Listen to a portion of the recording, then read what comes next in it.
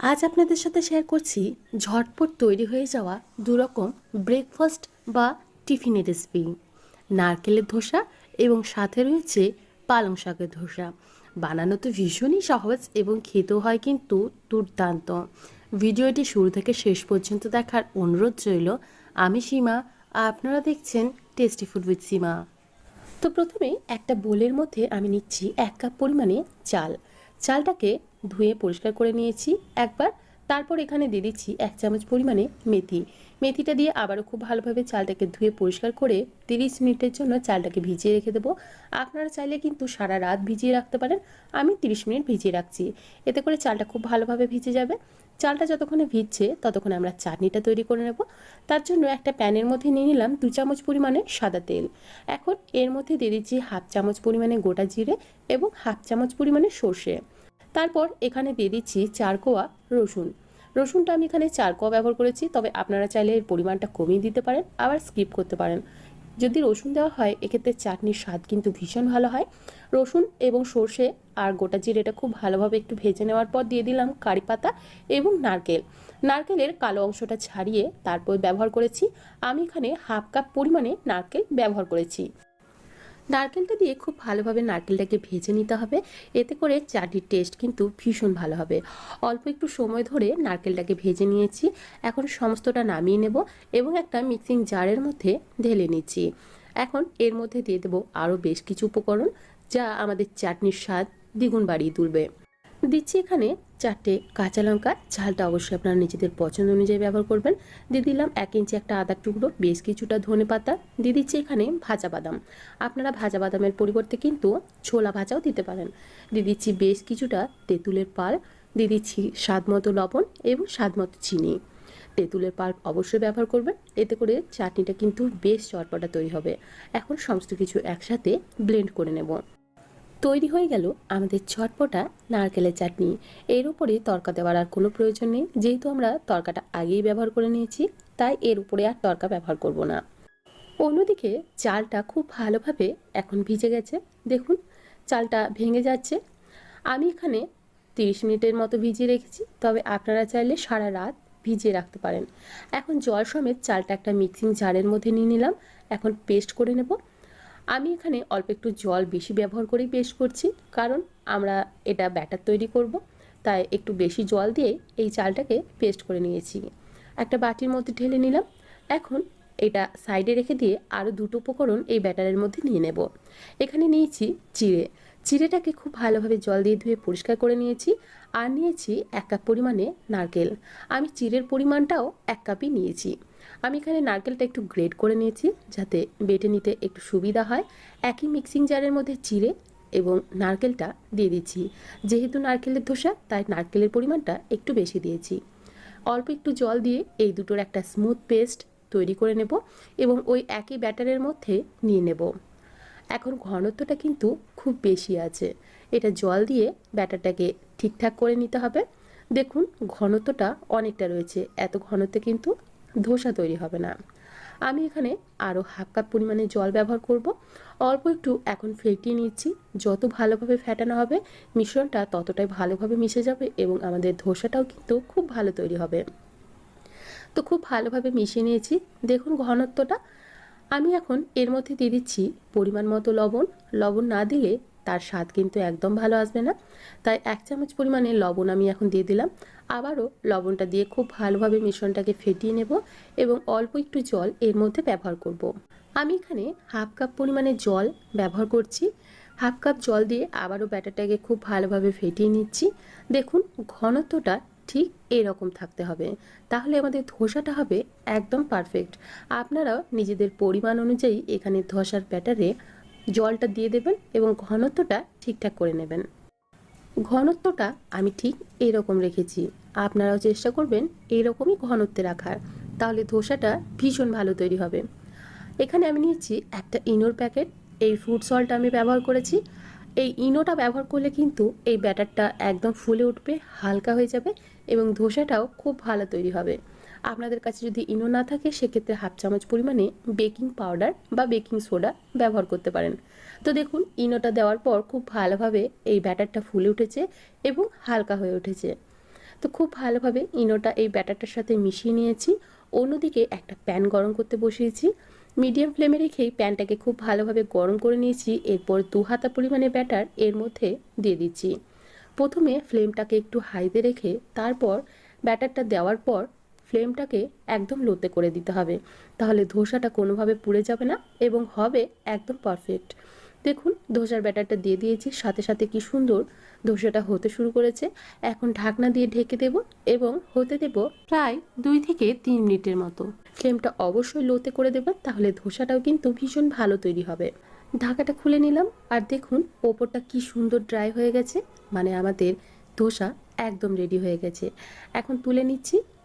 দেখুন কত সুন্দর জালিদার ধোসা আমাদের এখানে তৈরি এবং হয় কিন্তু বেশ নরম।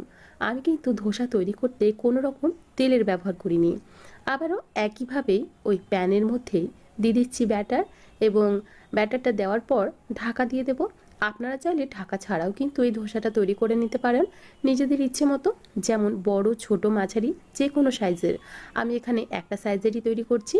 দেখুন কত সুন্দরভাবে একদম জালিদার ধোসা তৈরি হয়ে গেল কোনো রকম তেলের ব্যবহার ছাড়াই। আর হয় কিন্তু ভীষণ তাড়াতাড়ি। একটা ধোসা তৈরি করতে খুব জোর 2 মিনিটের মতো সময় লাগবে আর ভীষণ নরম। একইভাবে আমি সমস্ত ধোসাগুলোই এখানে তৈরি করে নেব। তৈরি হয়ে গেল ঝটপট আমাদের নরম তুলতুলে নারকেলের ধোসা। খেতে কিন্তু অসাধারণ হয়, একবার না খেলে কিন্তু এর স্বাদ বুঝতে পারবেন না। এখন দেখুন ধোসাগুলো কতটা নরম তুলতুলে হয়েছে, আশা করি আপনারা দেখেই বুঝতে পারছেন। এই ধোসার স্বাদ কিন্তু একবার অবশ্যই টেস্ট করে দেখবেন। ভিডিওটি কেমন লাগলো অবশ্যই কমেন্ট করে জানাবেন। ভালো লেগে থাকলে একটা লাইক করার অনুরোধ রইল। খেতে সত্যিই ভীষণ সুস্বাদু হয়, একবার না ট্রাই করলে এর স্বাদ কিন্তু বুঝতেই পারবেন না। এখন চলুন দেখে নিন পালং শাকের ধোসার রেসিপি। সেটাও বানানো ভীষণই সহজ এবং খেতেও হয় কিন্তু দুর্দান্ত স্বাদের। তো প্রথমেই এই ধোসার সাথে সার্ভ করার জন্য একটা চাটনি তৈরি করে নিচ্ছি। দিয়ে দিলাম অল্প একটু ছোলা ভাজা, অল্প একটু বাদাম ভাজা, দিয়ে দিচ্ছি অল্প একটু নারকেলের টুকরো, দিচ্ছি 2 চামচ পরিমাণে লেবুর রস, সাথে দিচ্ছি অল্প একটু আদার টুকরো, দিচ্ছি 2টো কাঁচা লঙ্কা। ঝালটা অবশ্যই নিজেদের পছন্দ অনুযায়ী ব্যবহার করবেন। দিয়ে দিলাম স্বাদ মতো লবণ এবং স্বাদ মতো চিনি। এখন এটা অল্প একটু জল দিয়ে একদম স্মুথ পেস্ট করে নিচ্ছি। তো দেখুন একদম স্মুথ পেস্ট হয়ে গেছে। এখন একটা প্যানের মধ্যে নিয়ে নিচ্ছি 1 চামচ পরিমাণে সাদা তেল। এই তেলের মধ্যে দিয়ে দিচ্ছি অল্প একটু সর্ষে এবং দিচ্ছি অল্প একটু হিং। হিং আর সর্ষেটা অল্প একটু ভাজা হয়ে গেলে এর মধ্যে দিয়ে দেব একটা কাঁচা লঙ্কা এবং দিয়ে দিচ্ছি অল্প একটু কারি পাতা। এখন এই ফোড়নটা দিয়ে দেব চাটনির ওপরে, তাহলে আমাদের চাটনিটাও হয়ে যাবে বেশ চটপটা। তো চাটনির ওপরে এই তেলটুকু ব্যবহার করলাম, আর কিন্তু কোনো রকম তেলের ব্যবহার হবে না। আপনারা চাইলে চাটনিতে এই তেলের ব্যবহারটুকু না করলেও হবে।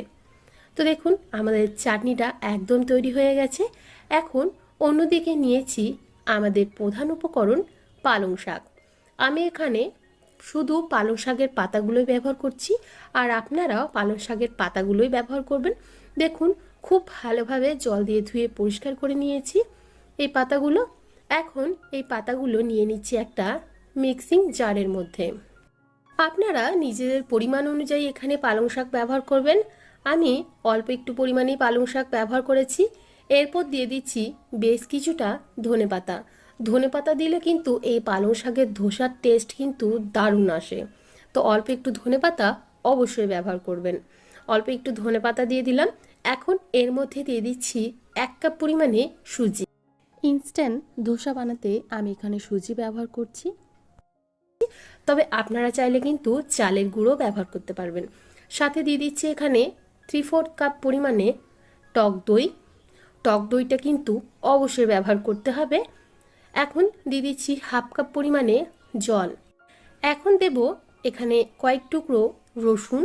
আমি এখানে প্রায় 5 থেকে 7 কোয়ার মতো রসুন ব্যবহার করেছি। দিচ্ছি 2টো কাঁচা লঙ্কা।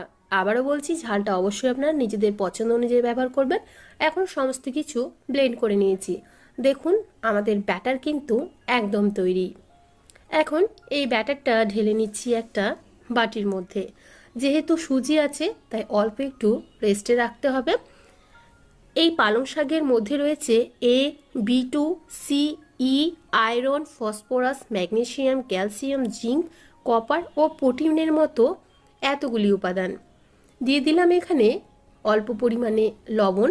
আমি ব্যাটারের মধ্যে প্রথমে লবণ ব্যবহার করিনি, তাই পরে ব্যবহার করছি। এখন 10 মিনিটের মতো রেস্টে রেখে দেবো। পালং শাকের এই ধোসা কিন্তু অত্যন্ত সুস্বাদু হয় খেতে এবং বানানোও কিন্তু ভীষণই সহজ। আপনারা অবশ্যই বাড়িতে একবার ট্রাই করে দেখতে পারেন। তো দেখুন, আমি প্রায় 10 মিনিটের মতো রেস্টে রেখে দিয়েছিলাম। ব্যাটারটা আমাদের একদম সেট হয়ে গেছে। এখন এর মধ্যে দিয়ে দেব আমি ইনো। আপনারা যদি ইনো ব্যবহার করতে না চান সেক্ষেত্রে হাফ চামচ পরিমাণে খাবার সোডা ব্যবহার করবেন, আর ওপর থেকে অল্প একটু লেবুর রস ব্যবহার করবেন খাবার সোডা অ্যাক্টিভ করার জন্য। তো আমি 1 প্যাকেট ইনো দিয়ে দিলাম। দিয়ে দিচ্ছি অল্প একটু জল ইনোটাকে অ্যাক্টিভ করার জন্য। এরপর একটা স্প্যাচুলার সাহায্যে খুব ভালোভাবে ইনোটাকে আলতো হাতে ব্যাটারের সাথে মিশিয়ে নেব। দেখুন ব্যাটারটা কিন্তু ফুলে উঠছে। ইনস্ট্যান্ট ধোসা বানানোর জন্য আমি যা যা উপকরণ ব্যবহার করছি সেইভাবে যদি আপনারা ব্যবহার করেন তাহলে আপনাদের ধোসাও কিন্তু একদম পারফেক্ট হবে। তো আমাদের ব্যাটার একদম রেডি হয়ে গেছে। অন্যদিকে একটা প্যানের মধ্যে 1 হাতা পরিমাণে ব্যাটার দিয়ে দিলাম। আমি কিন্তু এখানে কোনো রকম তেলের ব্যবহার করছি না। দেখুন নিজে নিজেই কিন্তু হতে শুরু করেছে, বাবলস আসছে এবং বেশ জালিদার আমাদের ধোসাটা তৈরি হচ্ছে। দেখুন কতটা সুন্দর তৈরি হয়ে গেল। ওপরটা ড্রাই হয়ে গেলেই আমরা এভাবে তুলে নেব। তৈরি হয়ে গেল আমাদের একটা পালং শাকের ধোসা। এভাবেই আমি বাকিগুলোও তৈরি করে নেব এবং খুব তাড়াতাড়ি চটজলদি এই পালং শাকের ধোসা তৈরি হয়ে যায় এবং খেতেও কিন্তু ভীষণই সুস্বাদু হয়। তো দেখুন কত সহজে দুর্দান্ত একদম জালি তৈরি হয়ে যাচ্ছে। এভাবে আপনারা যদি তৈরি করেন আপনাদের ধোসাও কিন্তু ঠিক একই রকমই তৈরি হবে। তো আমাদের সমস্ত ধোসা এখানে তৈরি হয়ে গেছে। দেখুন কতটা সুন্দর হয়েছে। সাথে চাটনি এবং টমেটো কেচাপ রেখেছি। আপনারা যা খুশি দিয়েই সার্ভ করতে পারবেন। খেতে কিন্তু অত্যন্ত সুস্বাদু হয় এবং দেখুন কতটা নরম হয়েছে, আশা করি আপনারা দেখেই বুঝতে পারছেন। আজ তাহলে এখানেই বিদায় জানাচ্ছি। আবার হাজির হয়ে যাব অন্য কোনো দিন অন্য কোনো রেসিপি নিয়ে। ভালো থাকবেন, সুস্থ থাকবেন। ধন্যবাদ।